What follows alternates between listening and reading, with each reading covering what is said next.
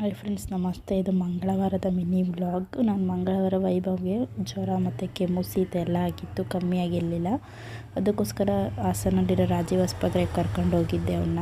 ನಾವು 9 ಗಂಟೆಗೆ ಹೋಗಿದ್ವಿ. ಡಾಕ್ಟ್ರು ಬಂದಿದ್ದು 11:30 ಆಗಿತ್ತು. ಮತ್ತು ವಾಪಸ್ ಬರಬೇಕಾದ್ರೆ ಮಾರ್ಕೆಟ್ಗೆ ಹೋಗಿದ್ದೆ, ಸ್ವಲ್ಪ ವೆಜಿಟೇಬಲ್ಸ್ ಮತ್ತು ಫ್ರೂಟ್ಸ್ ತೊಗೊಳ್ಳೋಣ ಅಂತ. ಅವಾಗ ವೈಭವ್ ವಾಚ್ ಅಂಗಡಿ ನೋಡಿ ನನಗೆ ವಾಚ್ ಬೇಕು ಅಂತ ಹಠ ಮಾಡ್ದ. ಒಂದು ವಾಚ್ ತೊಗೊಂಡೆ.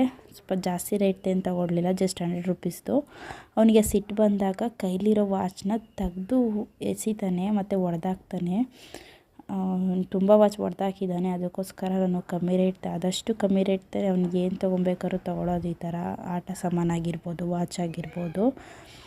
ಮತ್ತು ಅಷ್ಟೊತ್ತಿಗೆ ನಾವು ತರಕಾರಿ ಎಲ್ಲ ತೊಗೊಂಡು ಬರೋ ಹೊತ್ತಿಗೆ ಬಸ್ ರೆಡಿಯಾಗಿತ್ತು. ಸೀದಾ ಬಂದ್ವಿ. ಈ ವಿಡಿಯೋ ನಿಮ್ಗೆ ಇಷ್ಟ ಆಗಿದ್ದರೆ ಒಂದು ಲೈಕ್ ಕೊಡಿ, ಶೇರ್ ಮಾಡಿ, ಸಬ್ಸ್ಕ್ರೈಬ್ ಮಾಡಿ. Thank you friends, thank you for watching.